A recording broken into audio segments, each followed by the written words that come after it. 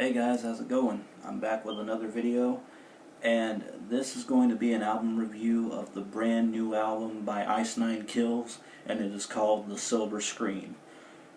Just in case you're wondering why I'm doing this review 2 days early, it's because the album got leaked on the internet, and yes, I listened to it, which I don't think is a bad thing to do if you're going to end up buying the album anyway. That's just my opinion. Some of you will agree, some of you won't, but hey. But anyway, this is Ice Nine Kills' 5th album, I believe, and I only have one word to describe this album: awesome. There's no other way around it. This has definitely taken the top spot for my top album of the year so far, and I don't know if anything's going to top it, really. So what I'm going to do is go through all the tracks. There's 13 tracks total. I'm going to tell you exactly what I liked about them and what horror movie, maybe I should start by saying that. The Silver Scream, every song is based off of a famous horror movie. And I'm going to also talk about what movie inspired the song. So track number 1 is The American Nightmare, which is based off of Nightmare on Elm Street and Freddy Krueger. This was the first single ever released for the album, and this is a really good way to start off the album. There's just so much that Ice Nine Kills does in their music. It's very theatrical, and it really paints a picture and describes in picture-perfect detail what is being described. It's like a movie playing. No pun intended. It's like a movie. The movie is right there in front of you, and you can visualize everything that's happening. And that's what I love so much about Ice Nine Kills. The way that they're able to just paint vivid, imaginary pictures in your head, and they stick with you.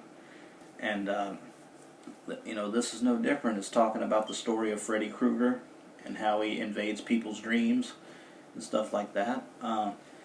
Real heavy track. It has a really cool, I call them interludes. It has a cool interlude and intro to start off with this recording talking about sleep being the most important part, and you need 8 hours of sleep and all that stuff. And then it just transforms into this really heavy track that ends up exceeding a lot of expectations. Definitely on Ice Nine Kills standards. Great way to open. Okay, track number 2 is Thank God It's Friday, which is based off of Friday the 13th and Jason Voorhees. This was the second single released, and at the time, this was my favorite song from the whole album. It starts off with this campfire-esque type acoustic guitar, and Scott Spencer Charnas, the lead singer, just sounds like he's singing around a campfire, and that's a perfect tie-in because it takes place at Crystal Lake. And everything about this song is phenomenal, and my favorite part in the whole song is there's an interlude. And they have a lot of these in their songs, and that's one thing I really like about this album and Ice Nine Kills in general. They do a lot of interludes, and it's very theatrical throughout the whole album. And it's the role of Jason's mother, and she's basically saying, I'm not going to paraphrase it, I'm just going to say what it is. She says, "Did you know my son drowned in this lake? He should have been supervised, but the counselors were off having filthy sex," which was a kind of a funny line. And then she says, "His name is Jason, and today is his birthday." That's a really cool little way to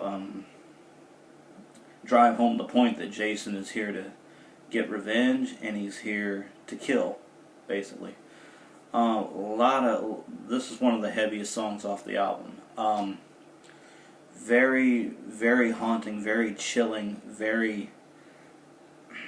God, there's so much you could say about this song and this album as a whole, but due to time, I'm just going to leave it at that. Very awesome song.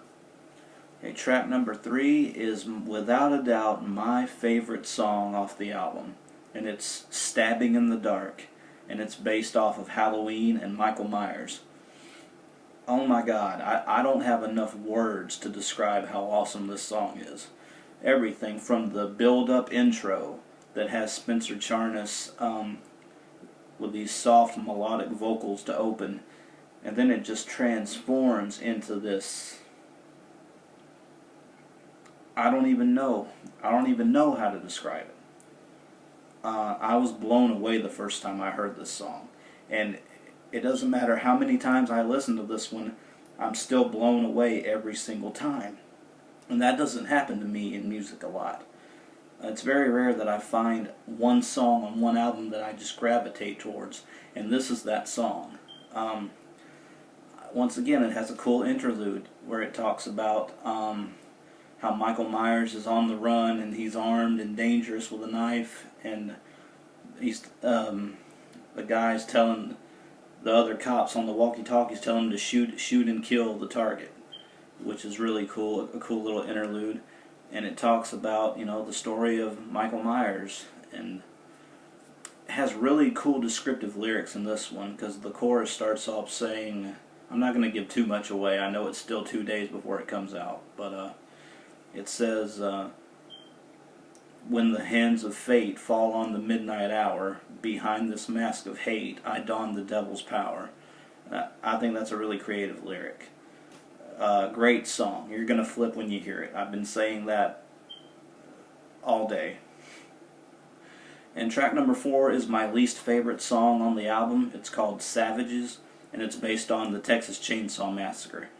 Texas Chainsaw Massacre. I think I said that right. But anyway, this just really slowed down the whole momentum of the album for me.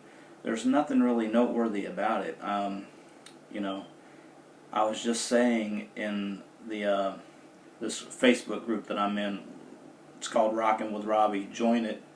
Hey, if you like this type of stuff, join that group. Shameless plug. But it just really slowed down the momentum. There's no other way around it. It's very bland and very cookie cutter, especially for Ice Nine Kills standards. This didn't live up to the expectations that they set for themselves at all. The chorus goes way too long, and it's basically just a repetition of the chorus halfway through the song. Definitely my least favorite. So moving on to track number 5, we have The Jig Is Up, which is based off of Saw and Jigsaw. Another really great song. This is where the momentum picks back up, and it stays steady throughout the rest of the album. Thank God that it did. Really great references in this song to, obviously, the Saw movies, and it even has another cool interlude where it's kind of Jigsaw's voice, and he says this little paragraph or whatever, and at the end it says "Game Over" in Jigsaw's voice, which really brings a lot to the table. It's another great chilling song, and the chorus is so melodic. You wouldn't think for a song based off of a franchise like Saw that the chorus would be so melodic, but it's one of the most melodic choruses on the whole album as far as I'm concerned. It really shocked me, but another great song overall. And track number 6 is A Grave Mistake, and it's based off of what was it? Oh, The Crow. Yeah. Sorry, I forget these movies sometimes. Now, I've never seen The Crow. Some of these movies on this album I've never seen before. The Crow is one of those movies, but it's definitely one of the softest tracks on the album. Very melodic, very piano driven in most parts. But my God, it's one of the best songs on the album. That's all I can say. Yeah, I'm just going to move on. Track number 7 is called Rocking the Boat, which is based off of Jaws. Now, there's a lot of great references in this song. They reference 2 of Ice Nine Kills' older album titles. I don't know if anyone caught that, if you've heard it already, but they mentioned Safe as Just a Shadow and Every Trick in the Book, which was the last couple of albums that they've had. But this has Everything You Could Want. Again, another cool couple of interludes in this one about needing a bigger boat, and you know, all the cool references from Jaws that you would expect. Another great song. It's heavy in some spots. It's more melodic, with a touch of heaviness in the right spots. Another great song. Track number 8 is Enjoy Your Sleigh. Now this is based off of The Shining, and it's a song that we've all already known. It's been out for over a year. I didn't expect them to actually put this on the album, to be honest with you. But another really heavy song talking about The Shining. You know, just, I feel like I'm saying the same thing over, but how can you not? I mean, everything about this song is fantastic. From the references to the lyrics to the heavy guitar riffs and Spencer's gut-wrenching vocals. I mean, I don't have anything bad to say about this or any other song from here on out. Okay, track number 9 is, I'm trying to remember. Don't tell me I get this far and I can't remember. Oh, it's called Freak Flag, and it's based off of The Devil's Rejects. I didn't expect them to make one about The Devil's Rejects, and this is another movie that I've never seen all the way through, at least. So I can't say much about the story, but as far as a song, it's pretty good. It's another one of those catchy, melodic, and even kind of has some pop influences in it as well, which surprised me, considering Ice Nine Kills doesn't really do pop in their music. It was a nice change, and it was welcomed. It was pop done right, in my opinion. Another really good song. It's very anthemic in a way. It's talking about let your freak flags fly, and you know, you're not perfect, and it's talking about being a reject, pretty much. Another really cool song. Track number 10 is The World in My Hands, and this is based off of Edward Scissorhands. That's another movie I haven't seen all the way through. I know Edward Scissorhands is a classic, but I haven't seen it. I haven't seen it all the way through. But another really cool song about, I guess it's about Edward Scissorhands just embracing who he is, I guess. I guess that's the best way to put it. I don't really have much to say about it. It's hard to do this when you haven't seen all the movies they're referencing. But it's another really cool song. It's very melodic, especially in the chorus. And track number 11 is Merry Xmas. And I forget what this is based off of. I think it's based off of a movie called Silent Night or something. But this is probably the heaviest track on the whole album. There is a breakdown in this song that will absolutely melt your face off. It blew me away. And the lyrics, this is one of the creative lyrics I've ever heard. There's a line that says, "Make sure the noose is Yule-tide tight, so much for a silent night." And that lyric has stuck with me. Another great song. Track number 12 and 13, I'm going to do them together. Track 12 is called Love Bites, and it's based off of An American Werewolf in London. Definitely another ballad, really awesome. Very, very good. Spencer absolutely shines on this track, as he does with all of them. And number 13 is It Is the End, and it's based off of It. This is one of the funniest and coolest songs I've ever heard.